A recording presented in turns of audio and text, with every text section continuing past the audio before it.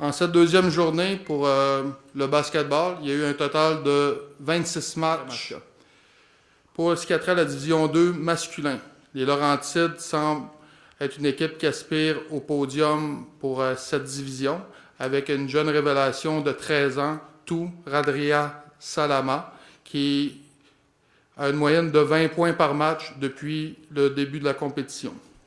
Du côté des filles en division 1, une jeune fille du lac Saint-Louis de 6 pieds 1 qui récupère plus de 15 rebonds par match, du nom de Alexandra Harris, a permis à cette région de remporter une victoire de 36-28 contre la Rive-Sud ce matin, qui leur donne une sérieuse option pour la présence à la médaille d'or samedi matin. C'était le relais par équipe.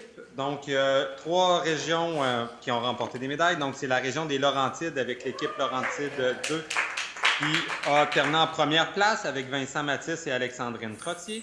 En deuxième place, c'est la région de la Mauricie avec Malik Bruno et Laurence Kessy. Et en troisième position, c'est la région de Lanaudière avec Édouard Brisebois et Andrea Grandchamp. Il reste une épreuve, elle n'a pas encore débuté. Il y a eu de la pluie cet après-midi. Il y a eu un certain retard dans l'horaire à cause de ça. Donc, c'est le contre-la-montre individuel. Puis, j'ai l'impression que du côté des filles, Alexandrine Trottier, parce qu'on a vu ce matin, elle a une certaine avance sur les autres de la région des Laurentides. Puis, du côté de la Mauricie, Malik Bruno. Puis, une bonne avance également, mais va être sûrement chauffée par Vincent Mathis des Laurentides également. Du golf. Ça a été un peu plus différent d'hier. Hier, c'était la formule 2 balles, meilleure balle, alors qu'aujourd'hui, c'était Vegas. On a eu de nouveaux gagnants de part et d'autre. On s'attendait à des résultats quand même assez semblables. Nos champions chez les garçons, hier, Charles-David Trépanier et Charles-Éric Bélanger avaient joué moins 10, soit une carte de 60. Aujourd'hui, nos gagnants ont joué moins 8. Ils n'étaient pas nécessairement attendus sur le podium. Félix Archambault et Marc-Antoine Hott de la Naudienne ont procuré une 3e médaille à la région en golf après simplement 2 journées. C'est leur première très importante victoire là, de leur carrière sur le circuit provincial. Du côté des filles, eh bien, on a notre championne provinciale juvénile, Céleste Tao, qui simplement 13 ans, qui a remporté en compagnie de Marie-Lou Bernier de Sud-Ouest la victoire avec une carte de 63 à la fin des prolongations. Donc, de très beaux résultats de nos jeunes quand même. Assez impressionnant, des cartes de 60, 62, 63, on voit pas ça souvent, et surtout quand c'est des jeunes de 12 à 13 ans, là, donc c'est assez impressionnant. Il reste une seule compétition dans la discipline du golf, ce sera demain, et ce sera le niveau individuel. Donc, le vrai challenge, si on veut auquel feront face nos jeunes, après 2 journées par équipe, ce sera très intéressant à suivre. Super. Donc, aujourd'hui avaient lieu les épreuves de critérium en cyclisme sur route sur un parcours de 1,65 km. 30 minutes de course pour les minimes et 45 minutes pour les cadets. Donc, c'était la 2e épreuve sur les 4 pour les Jeux du Québec. Le premier départ a eu lieu à 1h15, je m'excuse, avec les minimes filles.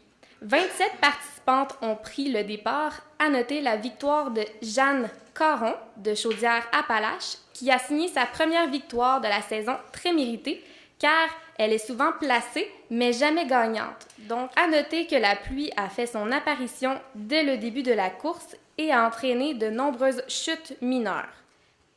Donc, 4 départs aujourd'hui, les U15 femmes, les U15 hommes, les U17 femmes et les U17 hommes. Chez les U15, le Centre du Québec était très fort, médaille d'or autant chez les femmes que chez les hommes. Donc, félicitations à eux. Lauriane Rivard du Centre du Québec qui a gagné chez les femmes. Elle était première du début à la fin, donc sortie première de la natation. Elle a conservé son avance autant en vélo qu'à la course à pied. Donc, ça a très, très bien été pour elle.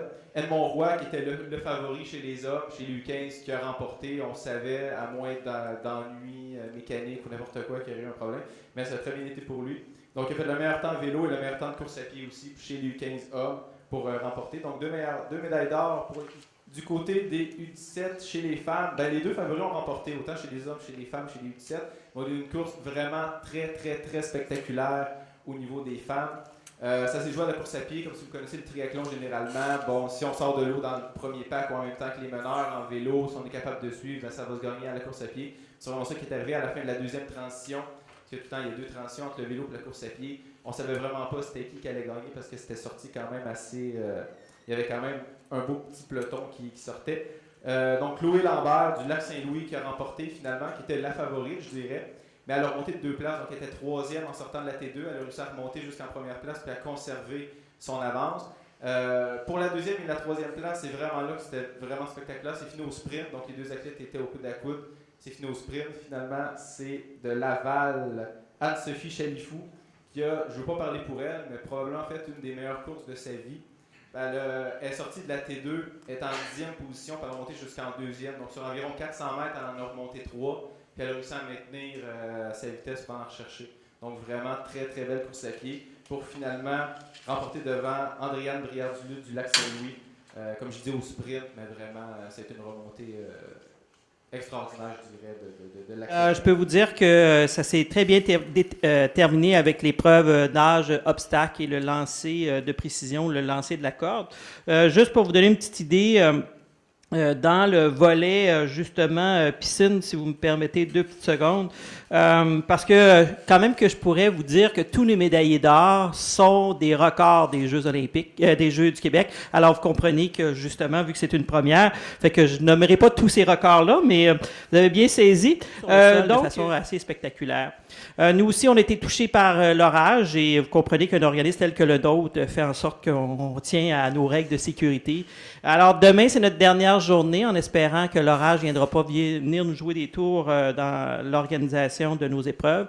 Et c'est la partie plus technique sauvetage avec des aquaplanes et des bouées tubes où on va récupérer, dans le fond, un autre athlète qui joue le rôle de victime avec une sortie de l'eau. Alors, somme toute, c'est quand même, c'est une très belle expérience et c'est aussi une très belle plage que les gens de la ville de Longueuil ont aménagée pour nous. On sait qu'on a mis beaucoup d'efforts et d'énergie pour avoir une plage en toute sécurité. Et je peux vous dire que ça a rencontré absolument nos standards de sécurité chez nous à Société de sauvetage. Alors, on est bien heureux de ça. Bloc, mais le volleyball de place, ça se déroule au parc Pierre-Laporte à Boucherville. Ce sont de très beaux terrains. Il y avait déjà des terrains ici, mais des terrains qui ont été ajoutés pour les Jeux, puis qui vont rester ici après. Donc ça, c'est un très beau leg pour la Rive-Sud, pour les jeunes volleyeurs de plage. À la suite des Jeux, il va toujours avoir des équipes qui vont pouvoir s'entraîner et compétitionner ici. Donc, pour le 2e jour de compétition, on parlait de 8 filles qui étaient toujours en liste pour les médailles à la suite de leur journée d'hier. À la suite des performances d'aujourd'hui, ça passe à 6 équipes seulement qui vont passer soit en quart de finale ou en demi-finale pour demain. Donc, l'Outaouais, avec ses très bonnes performances d'aujourd'hui, s'est assuré d'une place en demi-finale. Puis, il y a aussi l'équipe Témiscamingue qui va aller soit en quart ou en demi, on ne sait pas encore, parce qu'il y a des matchs qui sont en train de jouer, puis tout va se déterminer à la toute dernière seconde. Du côté masculin, comme il y avait 9 équipes qui participaient, chacune des équipes se rencontrait pendant les 2 premières journées du tournoi. Ensuite, toutes les équipes passent dans la ronde éliminatoire. Il y a les équipes qui vont avoir terminé au 8e et au 9e rang qui vont s'affronter dans une 8e de finale.